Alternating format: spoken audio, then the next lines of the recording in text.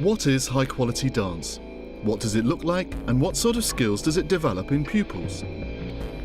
In order to demonstrate what high-quality dance is, Bobby Gargrave, advisory PE teacher for Barking and Dagenham, recreates a series of 6 dance lessons in which a Year 4 class make a dance piece about ancient Egypt.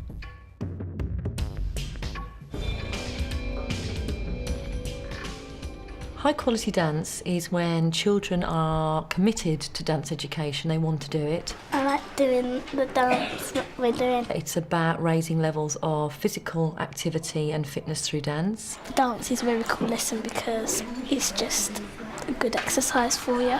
Seeing children as choreographers and as an audience. Focus and concentrating. So we're going to do our best. It's about them being able to communicate well with each other and with an audience too. And it's also about having dance opportunities within the school on a regular basis. One of the outcomes for the whole unit of work would be to have a complete dance with clear sections. Section A is our time machine and travel through the time channels. Section B is finding out we're in ancient Egypt, so the shapes coming through the sand idea. Section C is where we have the workers in Egypt working on the pyramids. Section D is where we have the explorers and the archaeologists. And return back to Section A as our final section. Each section of the dance is developed in the first 5 lessons, and Lesson 6 is a performance of the whole piece. What we're going to do in our first lesson is really try to create a simple travelling motif. In lesson 1, we're going to work on creating a simple motif based on basic body actions. We're going to develop that motif by using changes of speed and time. And the idea it's going to relate to is travelling through space as if in a time machine. So we're going to have an idea interpreted into movement. You need to be absolutely clear about your motif and the order of your actions. Can you remember it? Can you repeat it? Right, you've got your motif, you know what it is. You are now going to develop it by changing the speed to make it really interesting. So that's your decision. Is that clear? Off you go.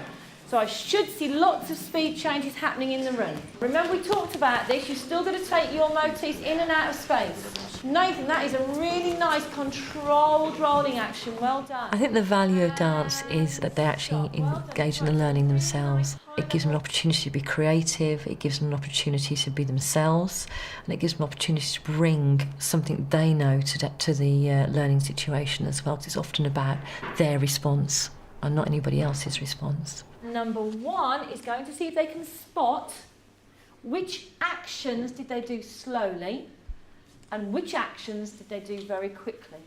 Okay, off you go. There were moments in the lesson when we were talking about motif development using speed where the children clearly understood that, because when you went back to look at it, you could see the improvement in their sequence by seeing the changes of speed. They could also tell you about the changes of speed, and that to me was high quality because they'd taken on board the learning and they'd actually put it into their own movement. And also there were moments when the children were talking about each other's sequences, that they used the right language and they made a real judgment about what they were seeing because they had information to feed back to you. I like the way that you done the leap and then the jump.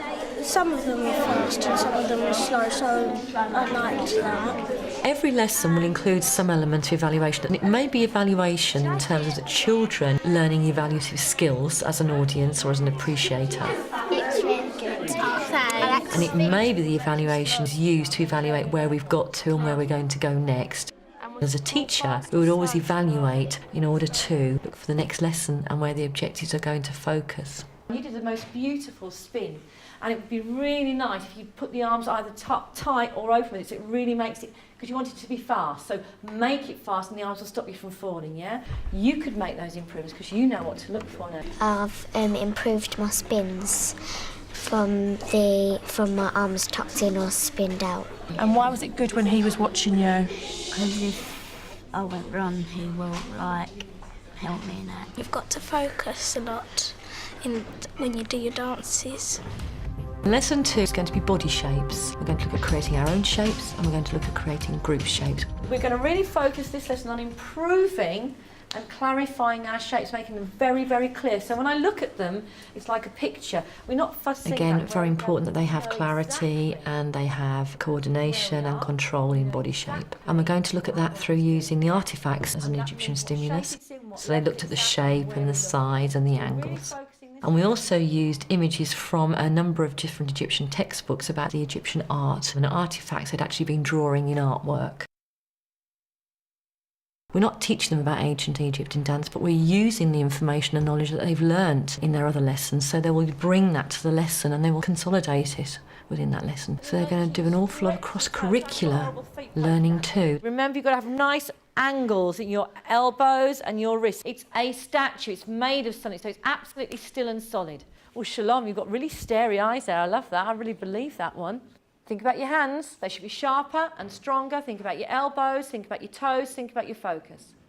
Magic. Now it sinks from there. I'm going to give you 4 counts to sink down. You can identify high quality by the attitude of the children actually moving and dancing. Are they actually focused? Are they concentrating? So they know what they're doing. So that's high quality because they understand what the dance is about. They understand the questions you set them and they understand why they are responding in the way they are responding. So they have clear focus and clear intention.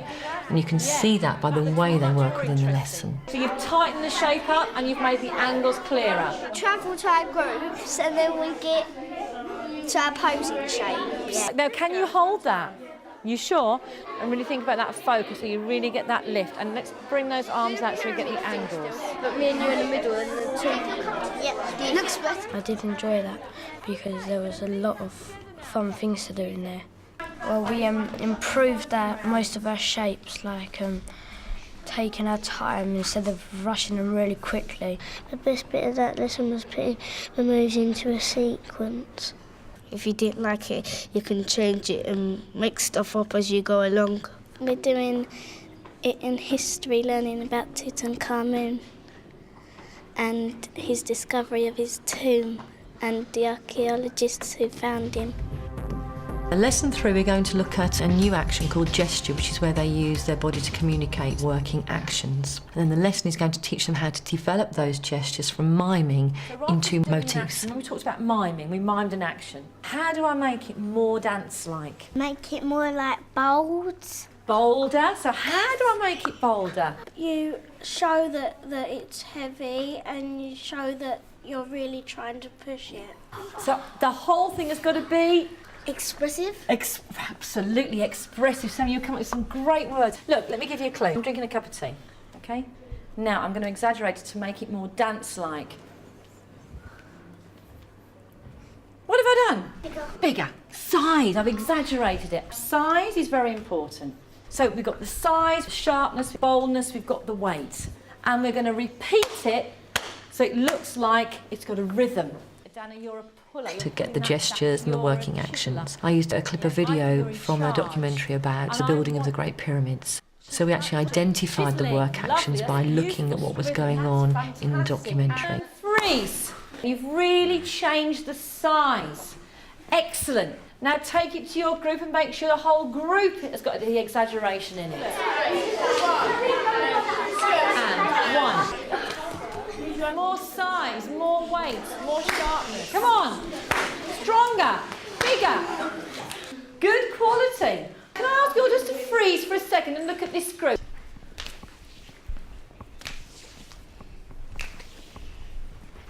Really clear patterns and established a really good rhythm with it. Da-da, stop. Fantastic. So you can see it's a real dance-like action. Me and Darcy there, we were scribes and Lucy was like the boss of all of us to like tell us to keep on working and Jack was a chiseler.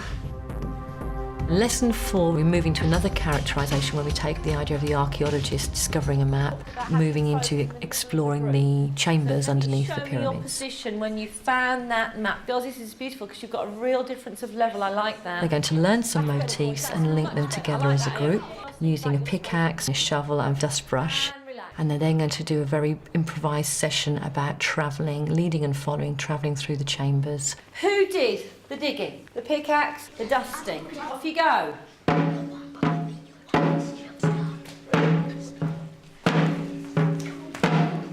And freeze. Fantastic. From there, you are going to go on your exploration, so get to your partner to do the exploring and travel 2, 3, 4, 5, 6, 7 and so you're going to meet in the same place every time. I think the other thing about high quality dance is if you say to them, show me your position, they can go straight to that position because they know where they're going to be in space and time. Now this is the next bit. We're going to improvise. So that means you are going to do it as it comes to you, aren't you? So you've got to go in quite narrow spaces. You might keep changing them, but I want to see you travelling in narrow spaces. Also, high quality means they can get on with a task and work with it without you having to be completely guiding them through that task. You set the task, they know the question, and they have enough knowledge to actually give you an answer.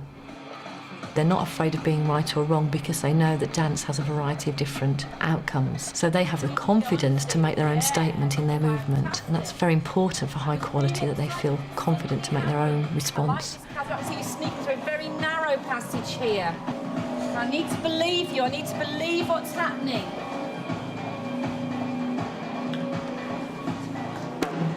We done travelling, doing sequences and working in partners. If you've forgotten, you could just ask your partner or someone in your group. When you go under and over in the tunnels, and it's really good when it's like you're really excited about getting to Tutankhamun. And sometimes if you're thieves, you're really excited about getting all the gold. Lesson 5 will then be pulling all of those sections together, looking at the connecting bits, the transitions between each piece, and giving them time to rehearse so they improve their movement. We would discuss in that lesson an ending for the piece, and that would be very much down to the children's ideas. We'd explore a couple of the endings and see which one was the best. How would you finish this dance? We can all get into one line and then take a big bow.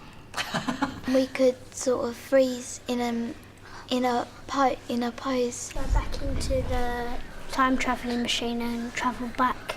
Interesting. Reverse it, go back to section A. I like that. Can we take Aston's as a possible ending? So when we finish in the time tunnel, we're then going to reverse ourselves back and then spin back out to where we started.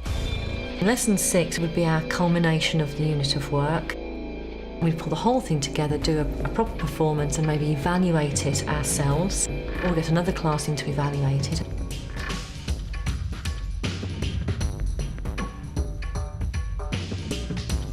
High quality dance is about being the best the children can achieve, so you have aspirations and you have standards which push the children's skill level. So you are looking for control coordination, you are looking for choreographic skills, you are looking for language that uses movement vocabulary to describe movement.